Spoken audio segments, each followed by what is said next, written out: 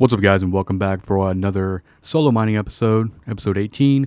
Going to be going over some fleet mining today, and I'll be using a Porpoise and a couple of Covetors, so my alts will be helping me out on this one.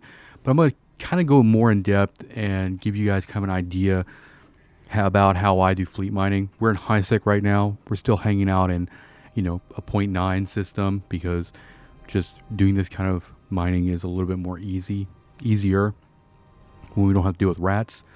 But this kind of mining is also definitely usable in almost any area of space. And how this works essentially is our Porpoise here is essentially running two Tech 2 mining Foreman burst. We're running laser optimization charge on one, and then laser field enhancement charge on the other. Now, the field enhancement charge, what that's going to do is it's going to give you a 40% mining and survey range bonus. So it's going to allow our strip miner ones on the Covetors to just have better range. And then the laser optimization charge is essentially going to decrease the duration. So we'll cycle faster with them, and it will decrease the capacitor use. And that's both of those by about 15%. Now, the way this is going to work is the Covetors will be mining all the rocks, and they will be compressing all of their ore in their ship and then feeding it to the fleet hangar of the Porpoise.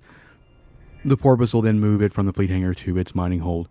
Now, the reason I do compression on the ship when I'm using a Porpoise is because the fleet hangar for the Porpoise is only 5,000 cubic meters, and most of the time when you're running two ships, they're going to fill up that fleet hangar a lot. So we're going to go ahead and just be compressing on the actual ship itself.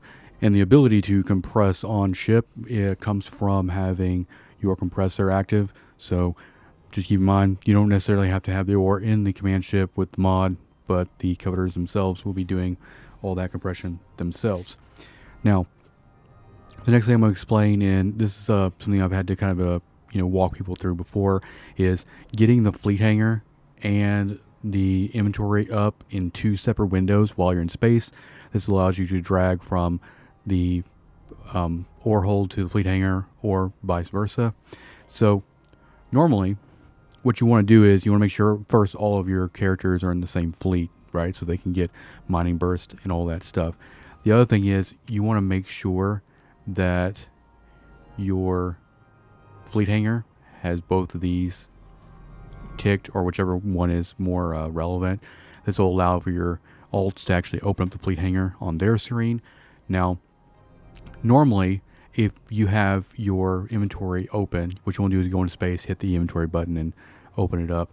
If you have it looking like this with the actual side tree, if you right-click on the Porpoise and you go to Open Fleet Hangar, it's just going to move you to that tab, which is not what we want. We want the fleet hangar to be its own separate window. The way you do this is you go up here and you go to Show Sidebar and you uncheck that.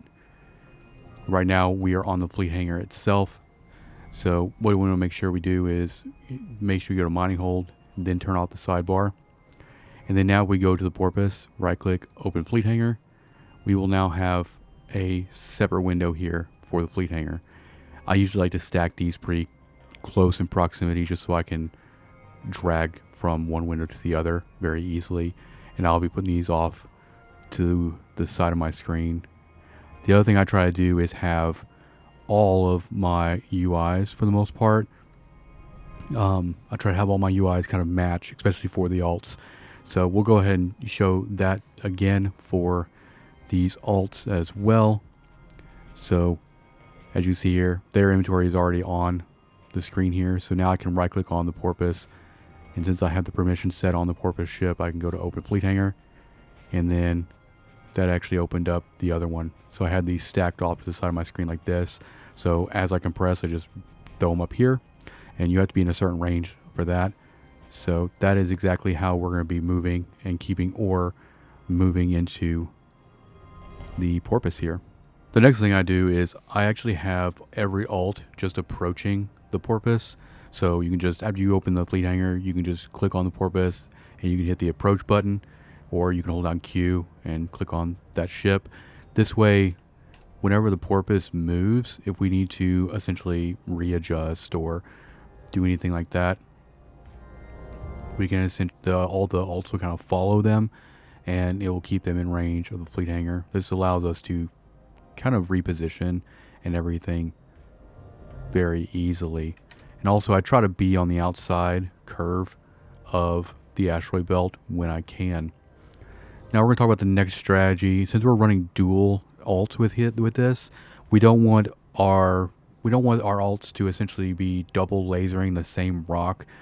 So one of the ways that I circumvent this is on my mining tab for one alt, I have the list ascending, and then the other one I'll have it descending.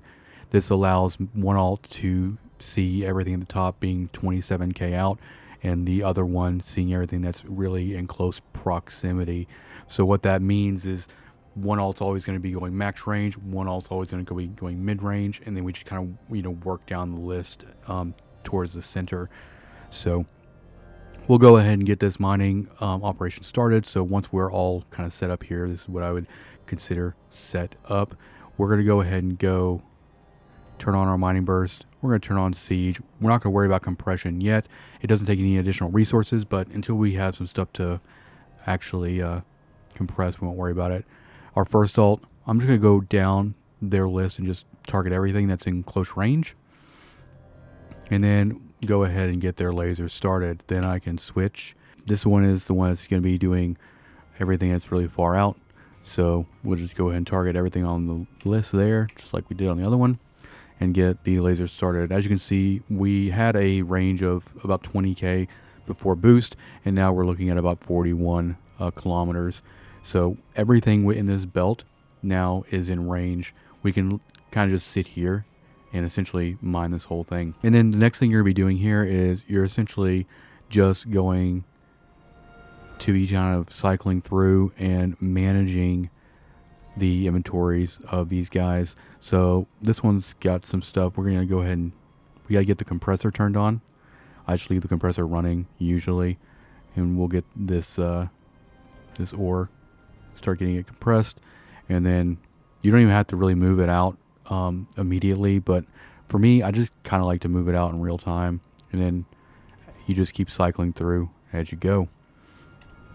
So the main things you're going to be focusing on here is keeping rocks targeted, keeping lasers on, and keeping things compressed and out of the mining hole of the Covetors, and everything out of the fleet hangar into the Porpoise.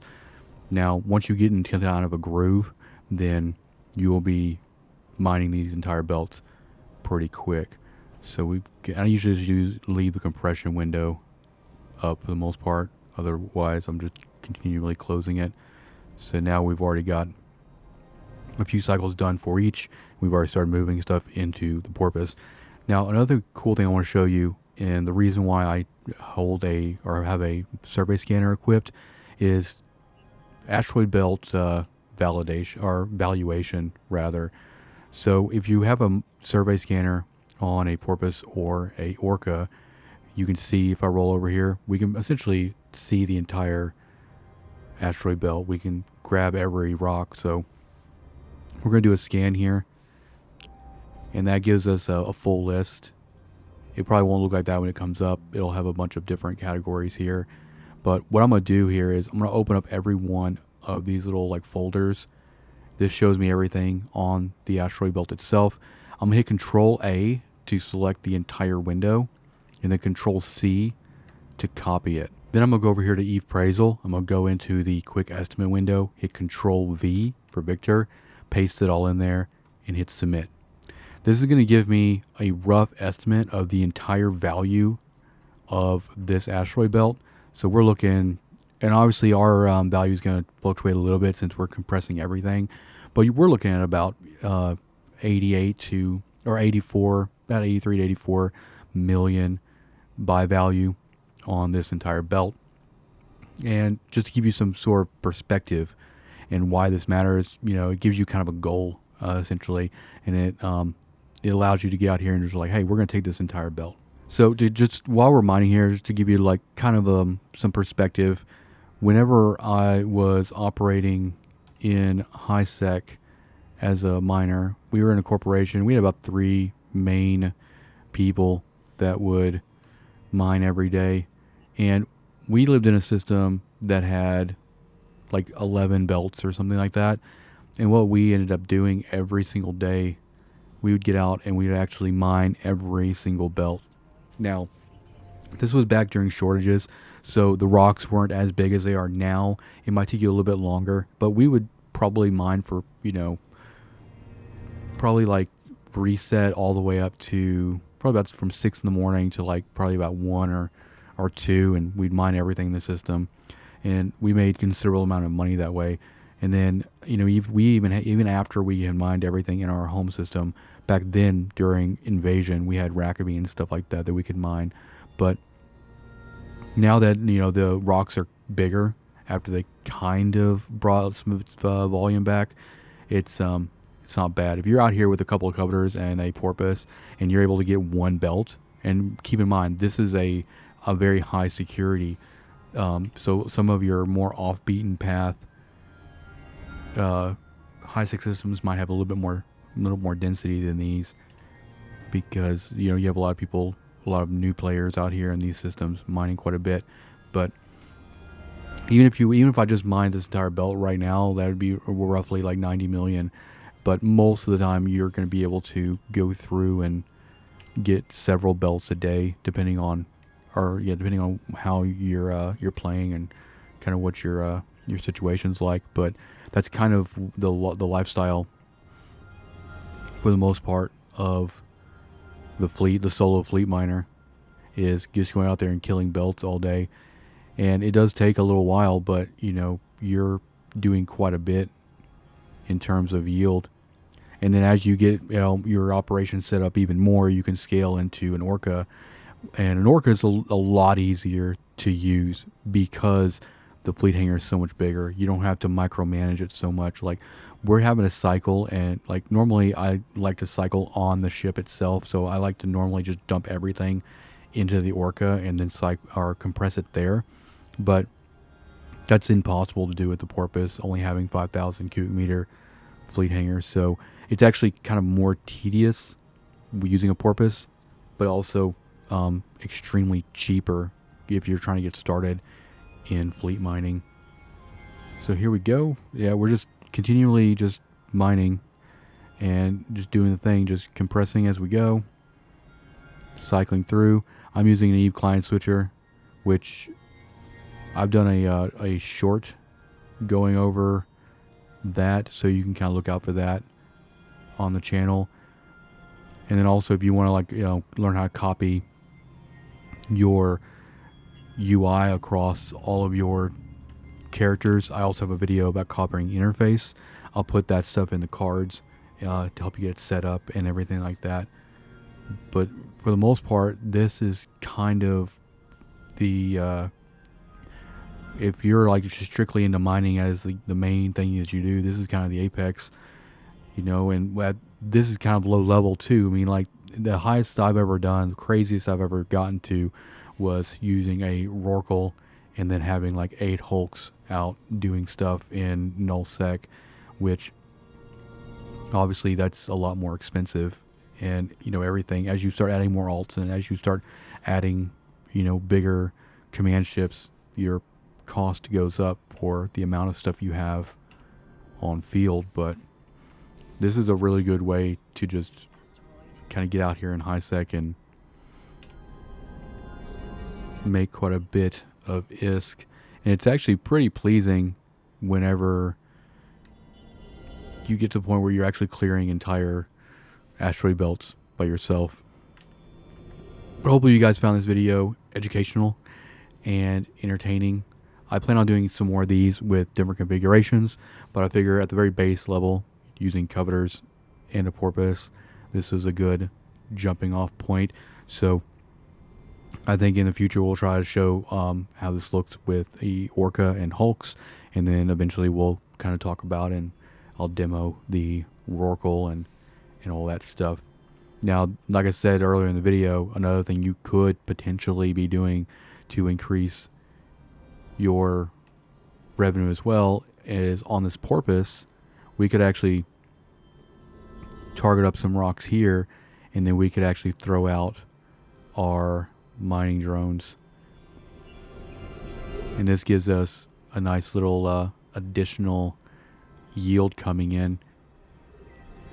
But that just depends on how crazy you want to go. It's almost easier just to kind of like go into like the command ship training and the command burst training, and kind of stay away from the mining drone training, and use that kind of those skill points and stuff like that to get the Covetor and the alts and everything all set up.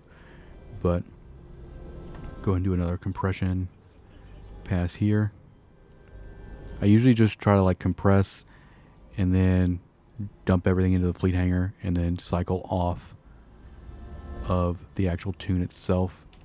That allows me to just have a good little pipeline going. But as you see here, now we've got mining drones running, and we've got our miners going. You just want to keep in mind when you're doing pyro or anything, you make sure that you keep your lasers on. When you're running, the more ultra you end up running, the more things you're going to be looking at, and more things you're going to be trying to keep up and going. And for me, I try to just keep an eye on the ships visually. You know, if I see both lasers going, I know they're good. And the second I just don't see 2 lasers per ship, then I know there's a gap I need to kind of worry about there. But essentially, I'm just going to hang out here and try to mine as much of this belt as possible and get around 90 million or so. And normally it'll take a while just because of how many different rocks there are, but it's pretty chill. It's a really good way to actually get started in this kind of thing. But thank you for watching. Hit the like button, hit the subscribe button, and I'll see you in the next one. Peace out.